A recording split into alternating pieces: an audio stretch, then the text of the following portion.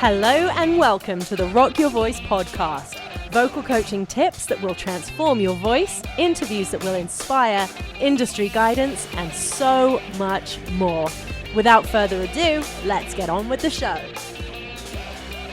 Super excited because my dear friend Cynthia is joining me today, and I call her my dear friend. She came into the studio as a terrified student. So how many years ago was it? That's like a couple of years now, hey? Oh gosh, it's 3 probably. Oh, wow. Yeah, Time at least. has flown. Yeah. Time has flown. So, yes, I have a very awesome habit of befriending my students. So be warned. I like that. So yes, Cynthia has kindly offered to come and talk today.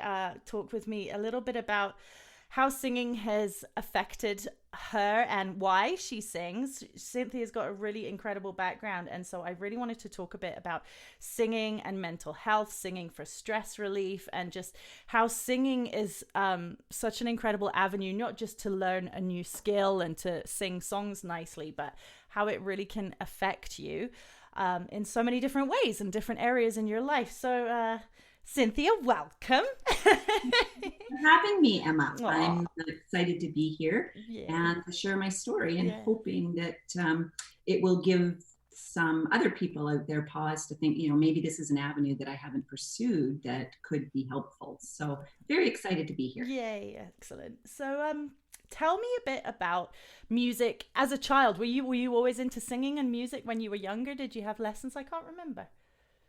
No, actually, it was my mother. My mother loved to sing. My parents were older. I was adopted when my mother was 40 and my father was 44, and they were born back in 1919, 1923. Just to put a bit of context, they had one daughter who was their biological daughter, and I guess my mom went through empty nest syndrome and decided she needed a couple more kids, so my brother was also adopted. But my mother loved to sing, and she sang a lot of the music from the 1940s and 1950s. And so I was brought up with Bing Crosby and Lovely. Dean Martin and Sammy Davis Jr. and I can't remember some of the female singers, but so there was music playing, and I always knew that when there was music in the house and the records were on, it was a good time. My mother probably had some of her own mental health struggles, and when I didn't hear the music, I knew it was probably going to be a difficult time. So it really secured in me this sense of contentment and happiness and joy. And so I sang in our elementary school choir. In high school, I participated in our Glee Club, and it was actually called the Glee Club. Oh, that's fantastic. And then, I went to university and ended up joining our national police force, the RCMP. And for those of you listening that are not from Canada, the Royal Canadian Mounted Police. So I served as a police officer for 25 and a half years, and my husband served for 35 and a half years. Wow. And during those years, unfortunately, while I always loved music, I kind of pulled away from it. I retired about 9 years ago. And then a couple of years after my retirement, I was diagnosed with PTSD. Right. And I started on a long journey of recovery. And in that recovery, I found music again. I love that. And you write a lot as well, don't you? So was your writing in part of that recovery, or has that also been something that you've always loved to do? Yeah, no, writing is something that happened during my recovery. And the biggest issue for anybody with mental health struggles, especially that have come from the first responder world, is we're taught to emotionally shut down. Right. We're on emotional lockdown. We're the tough guy. We're the one that has to be strong for everybody else. And unfortunately, when you think about it, mental health in first responders is not really valued. Right. We're starting to talk about it. We're starting to have conversations and recognize the impact, but it honestly is not valued at a level it should be. So after years and years of being told that in order to function and be good and competent, you need to be emotionally shut down. And quite honestly, to be able to deal with some of the traumas we deal with because of the nature of our work, you do shut down emotionally, because otherwise you wouldn't be able to do your job. But at some time that will catch up to you. Yeah. So what's happening through this process with writing and with music for me is I'm unlocking all of these things that have been shoved way back in my brain. And the changes were absolutely incredible. Writing was the first step. I started writing not recognizing it was something I could even do. And I'm actually in the process of finishing up writing my memoir. I love this. It's about this journey. And it's about how I got to where I was and how I got to where I am today. And there were so many different parts of it that played important roles, but music was a huge component of that.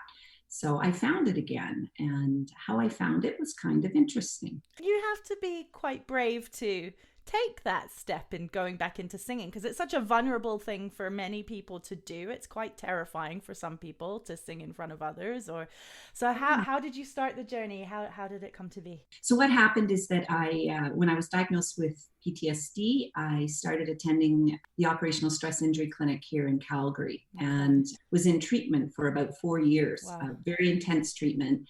And throughout that journey, I went to a point where I was afraid to leave the house. I couldn't do anything by myself.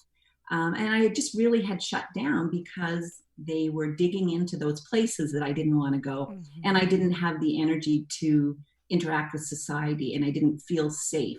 So what happened is, once I started writing, and the words, it was like a water tap that was turned on, and the words, by getting the words on paper, I started processing things emotionally. So I felt, and I missed, even though I didn't want to go out, I missed connection. So my first step, a friend of mine recommended a choir that's here in Calgary, and they're a rock pop choir. You don't have to have any singing background. And that was one of the big drawing cards for me. Even though I knew that there would be people with all levels of experience.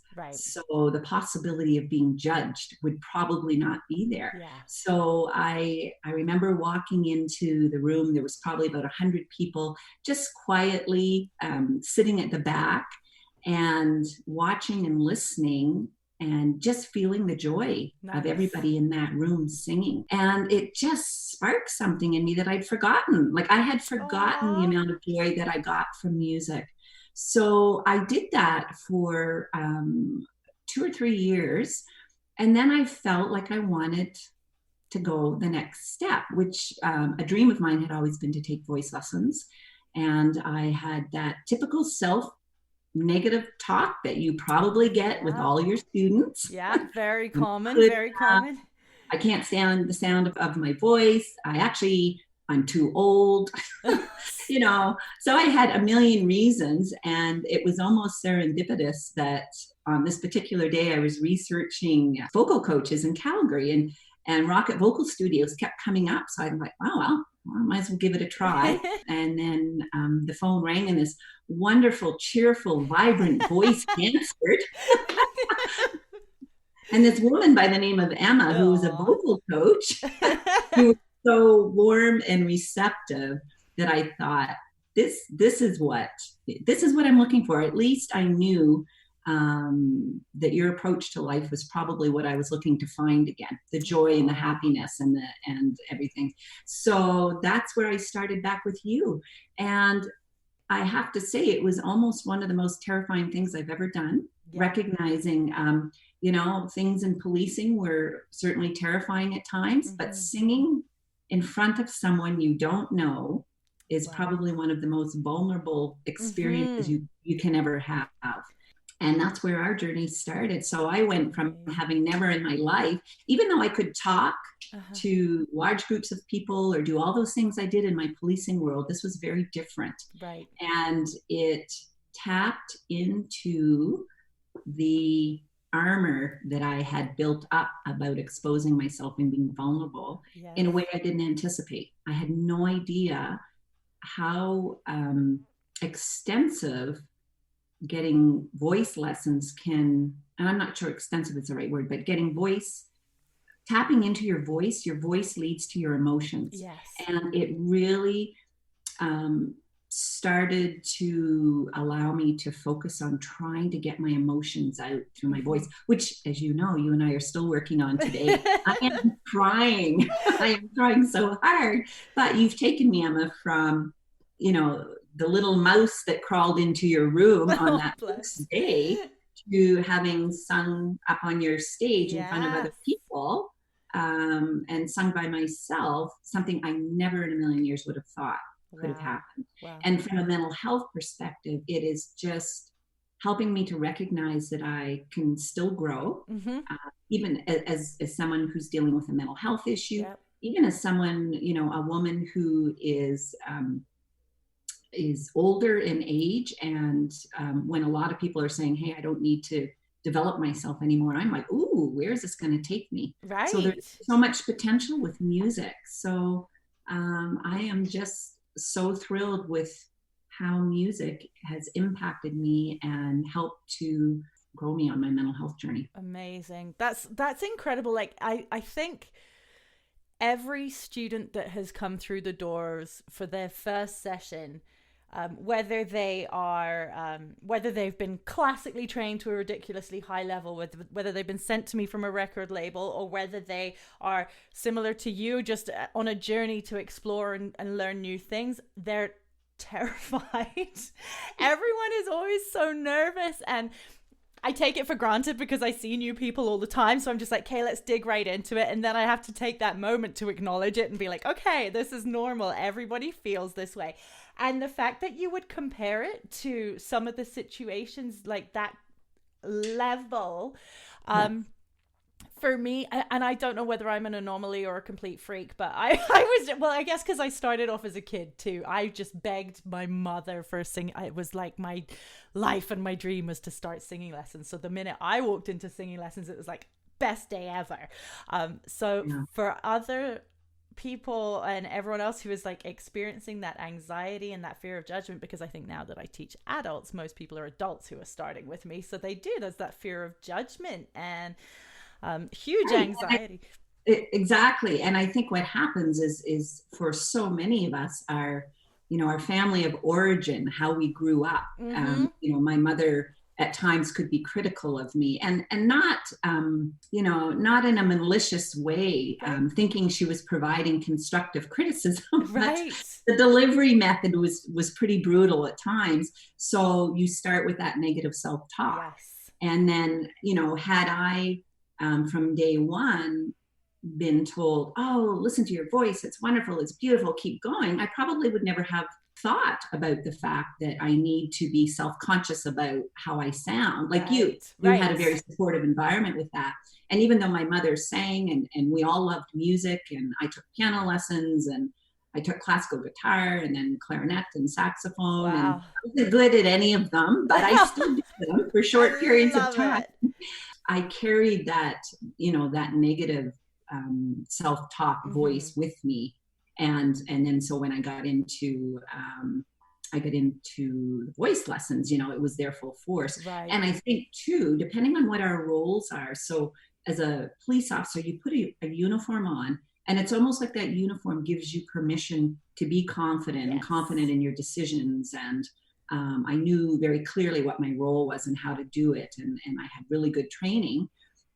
Even with all of that, once that uniform is removed, and no matter what your profession is, all of a sudden I'm vulnerable. I'm no longer that person. I pop back to being Cynthia Hamilton Urquhart, who has all these fears and negative thought processes and everything. And that carries into the voice room when I'm hearing my voice and cringing with how I feel it sounds, because it's not perfect. And as you know, another thing about only really having sung in choirs, they're very different.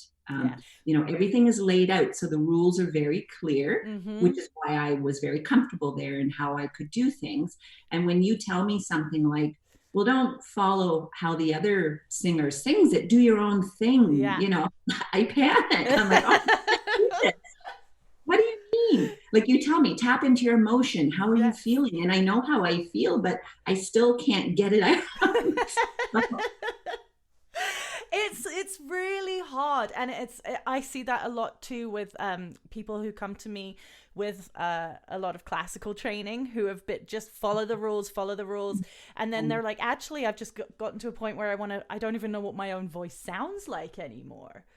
Right. So Because it's you're so used to, like when you tell me to just, run with it, the emotion, I want to, but I can't. And that's what you and I discuss a lot in our lessons. And I yes, just keep trying and I keep picking different songs, and I'll pick songs that have emotion. They may remind me of something with hopes. So it's not that I'm not feeling it, but it's yes, letting it out. It's trying to just, when I see singers on stage, and I love the shows like America's Got Talent and those things, because they're not professionals most yes. times.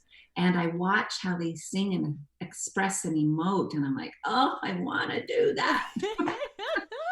It will come. It will come. You're getting there. You're getting there. It's so much fun to just see the growth and the change. Like Oh, it's so much into fun. myself. And I have realistic expectations. So I'm not, like I've said to you, I think before, I didn't come to you hoping to sound like Celine Dion in a couple of years, not at all. But I sing for the joy of singing. Like Right.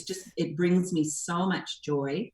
And for the connection, Yes. I've met some wonderful, wonderful people when I was singing in the previous choir. I actually joined another choir to Yeah. challenge myself. It's a performing choir here in I Calgary, love it. and so that brings a whole other level to Yep. me. And then the people that I meet, the connections, the Mm-hmm. people that love music, and the supportive community, Yes. non-judgmental, just go for it, people. And Exactly.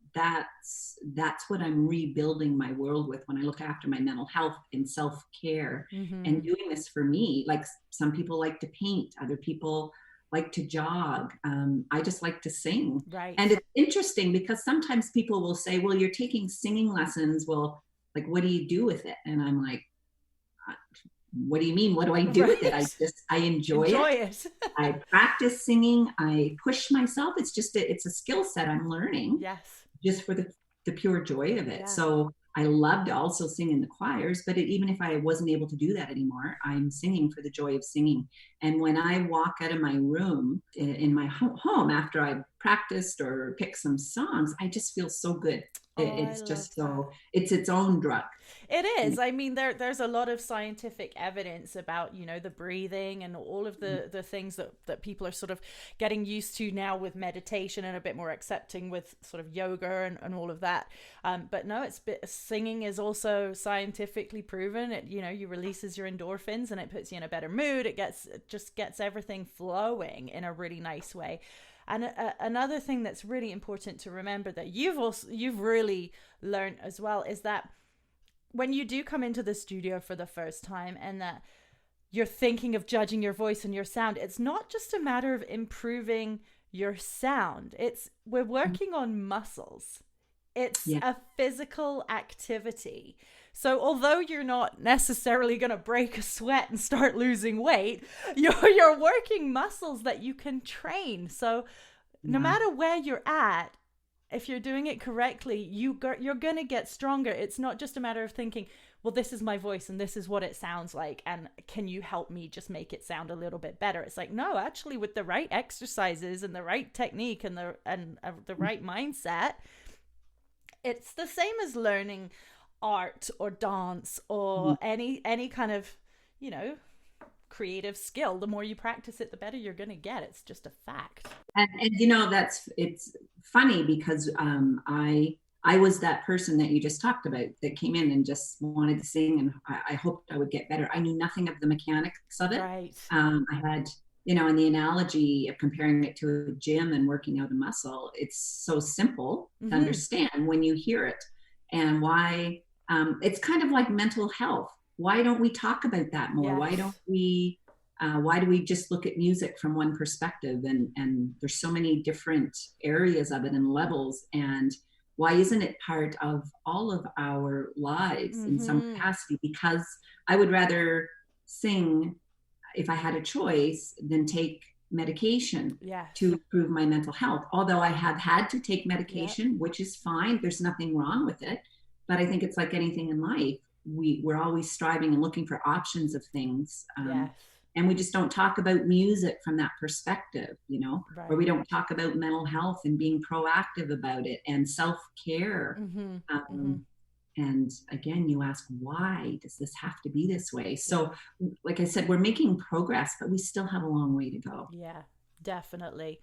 And it's fantastic. We were talking just now about there's another podcast episode with Ingela Onstad, and she's incredible. She's a performance anxiety coach and also a therapist, and so phenomenal combo of singing and therapy. So I'm so happy to have met up with her. But and I'm thrilled because the studio's been going now for I'm not sure, a long time.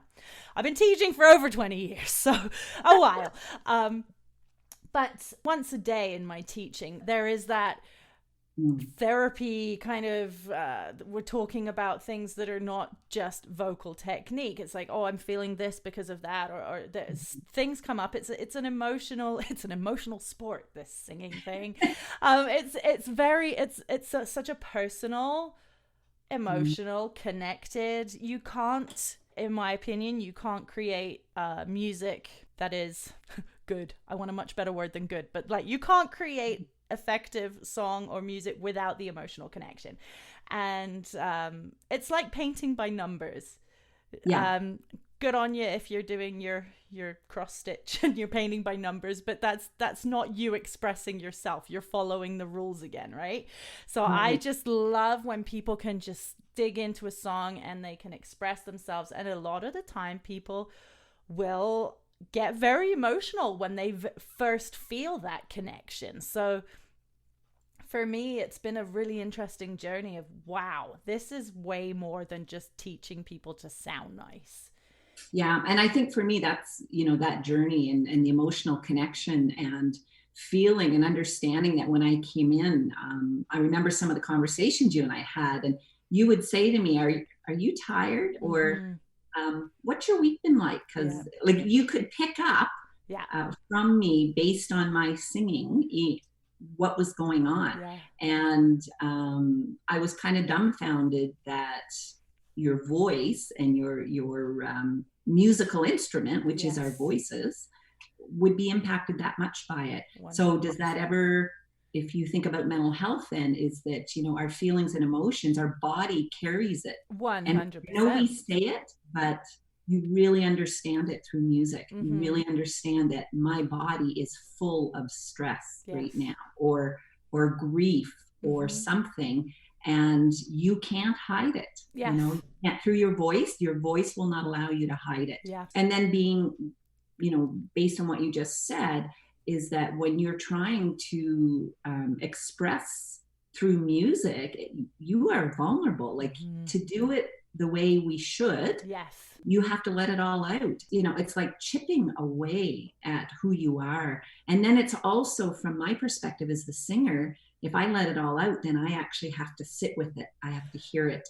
And that's really difficult, to be there and then know that someone is watching me be emotional. Again, that's from that first responder side, where your go-to is to hide it and to package it away and put it on a shelf, maybe deal with it later. And the problem is, later may not come when you want it to. When you so much, you just can't. It's like trying, and it's a very common analogy, it's like trying to save a dam and holes start poking through, and you only get so many fingers to put into the holes, and eventually you can't do it. So you're right, the emotion and the feeling and the vulnerability that comes and allows you to visit and get to know through voice lessons or through music is incredible. It's been such a huge part of my therapy, and I'll be doing it for the rest of my life. It may not sound as great when I'm 90, but I'll still be there.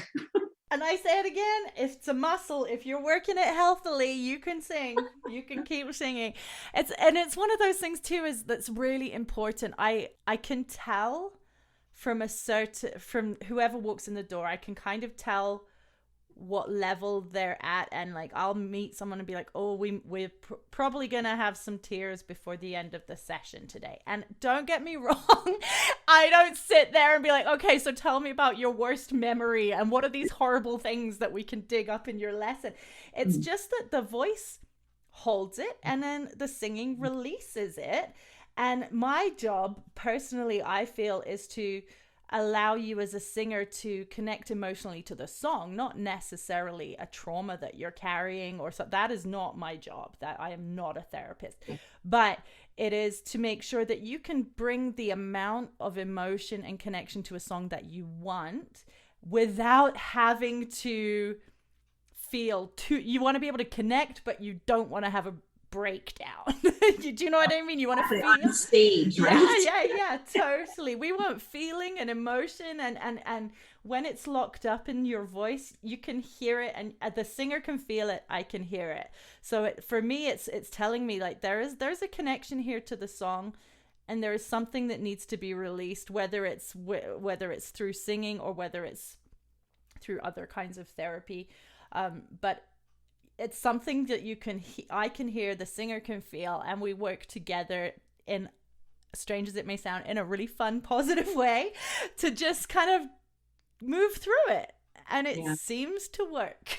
Well, and I compare it to writing. You had mentioned that before. It's like holding a pen in my hand and I'm holding the words. And then once I start to release them onto the page, again, it's letting out whatever that emotion or feeling or whatever it is in the moment that I want to let go of. And so it's another vessel. It's very different, but it's really similar. Yes. You know, it honestly is very similar because it deals with words and emotion and somehow releasing it from your being. You can do it through your voice, you can do it through words with a pen or whatever. But yeah, the similarities, until I started the voice lessons, I never realized how connected it really is. And hence you understand people that write songs and want to find the right singer to present the song so that nice balance of emotion and whatever's there, and which then means that when I listen to the song, because the right person is there, it will have an impact on me as well. Yes, and exactly. it does. It's the relaxation or the joy. Yes. So when we have family gatherings, it's very common for us to play East Coast music because that's where we're from, the East Coast of Canada. And it just means joy and laughter and fun, and our grandchildren love it. And it just puts everybody into a great, frame of mind. Other times I feel like listening to classical music, other times rock and roll. And each genre of music plays a different role but creates such a great feeling in me. Or even if I'm feeling down and I want something that's more reflective, or it still soothes. So music just on so many levels is so helpful for mental health. And my focus is on first responders, but that goes for everyone, obviously. Everyone in life. And to have the ability to really let it out really loudly too, if you want to. So basically go scream your head off, but in a pretty way, in a polite way. Well, yes, and it just exactly. Well, and one thing I want to mention, because I was thinking about you with, there's been lots of videos on Facebook and YouTube and stuff showing first responders, like police officers, competing with each other from different detachments, singing songs, and who can do it better and whatever. But you can just see the joy on their faces. It's honestly, so music, police officers doing it, you have the healthcare workers with the COVID doing it, and you just feel and see their joy and think of what it's doing for them in that moment. Like it's just incredible. I just love it. Can you tell? No, I love it. Because it, like I said, it's something that comes up so frequently with all of my students. It's not like I'm just dealing with a guitar and it's like, oh, this string is broken, we need to fix that for it to sound good. It's like it's a human body, and we're people, we're humans, our instruments are humans. So. Well, and do you know what I was thinking about? The trauma of a teacher you don't connect with in singing. So I've talked to people who they go to singing lessons and they're terrified. And I remember thinking, why Mm-hmm. are you going? Like, but there's a whole component to that, right? Oh, there is. And there are so many of my clients remember being like 7 or even younger, where they're like, they can name the teacher, they can tell me where they were sat in the classroom, and like the teacher telling them they sounded bad or just to pretend to sing or whatever. And these grown men and women have been carrying that around since they were 7 or younger, and it's just like, no, this is wrong. Like, Yeah. Do you know what? It might be an interesting podcast mm-hmm. or a blurb or something somewhere, so that someone who has been told that can Yes. go, oh, there's other people that were told that. Totally. Well, is it like at 7 years old, were you ever told in gym class you're never gonna run a marathon, or your legs are just too short to do running? You know what? Or that's a really good comparison. right? Yeah. Or I never thought like about your it. surgeon skills are really crap, young Timmy. It's like, I'm 5. I haven't learned to do it yet. Oh my gosh.